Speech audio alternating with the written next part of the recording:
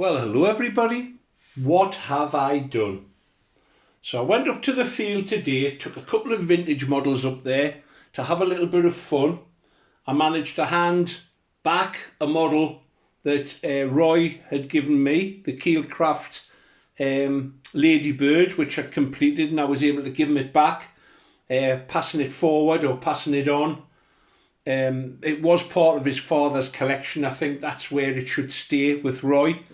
So we will get a maiden of that plane. Just stay tuned. We're just waiting for decent weather.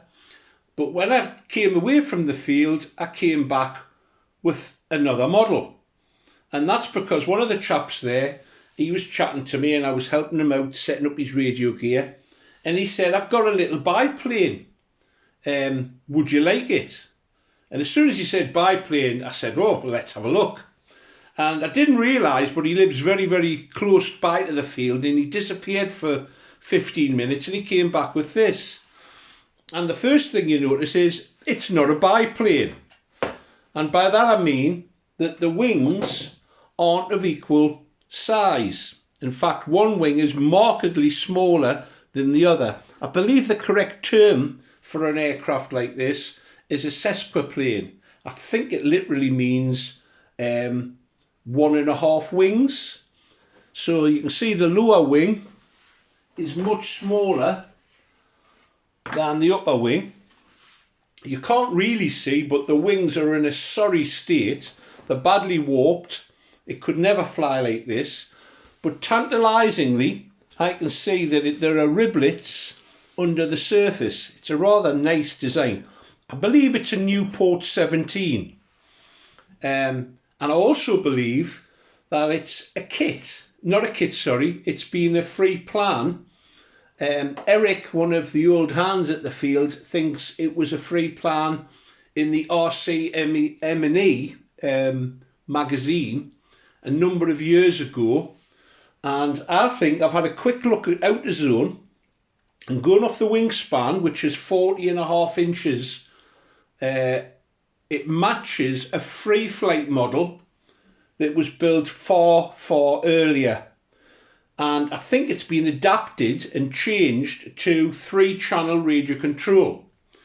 The original free flight used a pendulum rudder, which was an ingenious way of remotely controlling a model in the sense that it had a bit of self-leveling ability to stop the torque roll that you get with free flight models sometimes.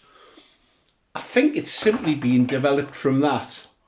And that being the case, it would work rather well in 3-channel, I think. And I love challenges. And this certainly would be. As you can see, the tail surface and the rudder are totally gone. The covering is gone. The wings are badly warped. Twists in them all over the place.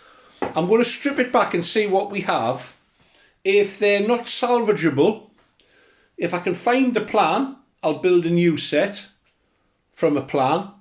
If I can't find a plan, then I'll use these to measure from and make a setup from scratch. So it'll be an interesting little project.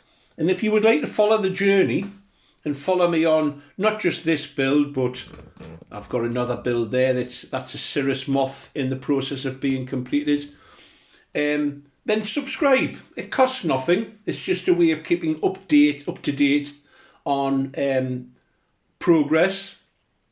And if you've enjoyed this video or you have a browse through any of the previous videos I've done, please give them a thumbs up, because that way the word gets spread to other people and they can join in and join the pleasure of model making. If you can get flying, do so. That's what this hobby's all about after all. But it's at least 50% of the fun for me in being creative and doing a little bit of hands-on modelling.